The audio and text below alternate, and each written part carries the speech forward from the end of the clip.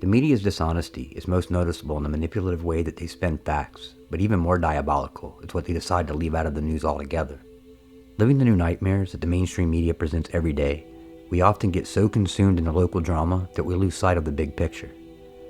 It is hard enough keeping track of what transpires in your own state, but we also bear the burdens of other people in other states.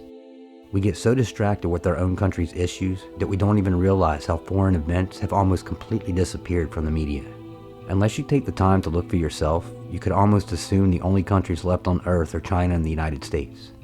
The reality is every other country around the world is dealing with the same political and civil unrest that we are seeing in America.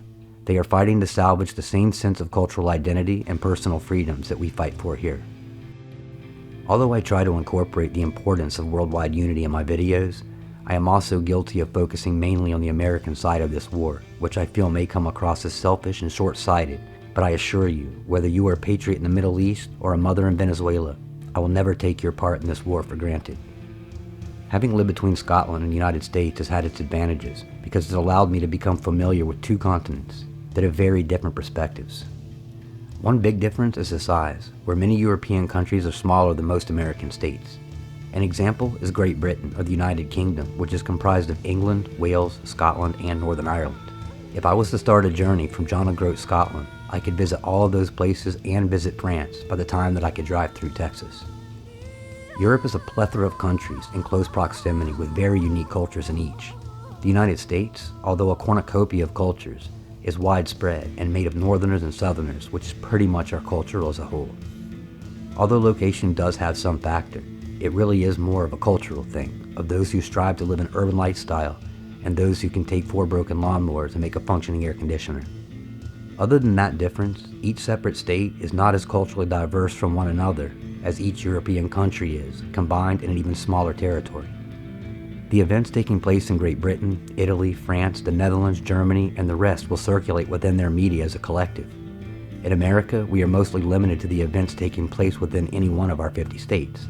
One thing that brings us together is social media, which is the only place that we can truly see what's really transpiring within other countries. Being so far across the pond and unattached to other countries' current events, we have a tendency to see another country through its past rather than its present.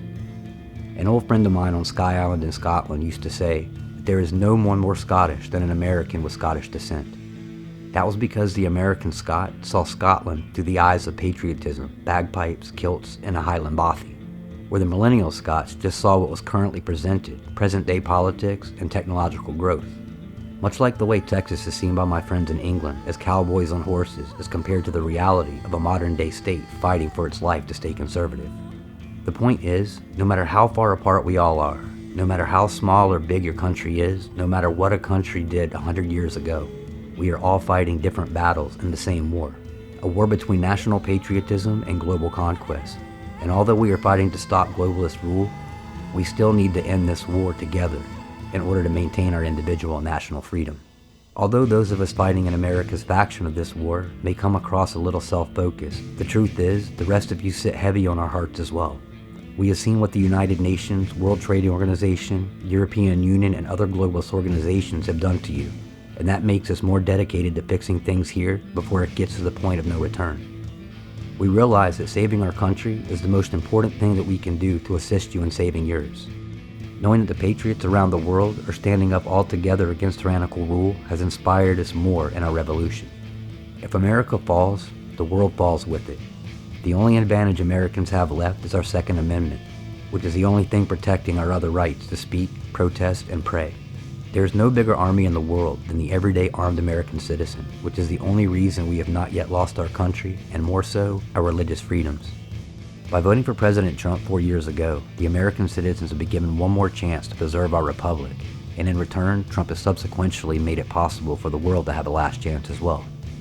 Each of the movements from MAGA, Brexit, Yellow Vest, to the uprising of Hong Kong has united patriots around the world in one single cause.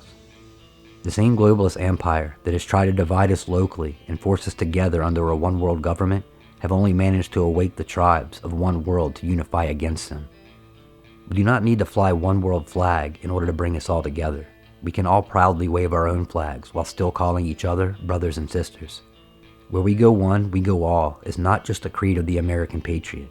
but a war cry of every patriot around the world.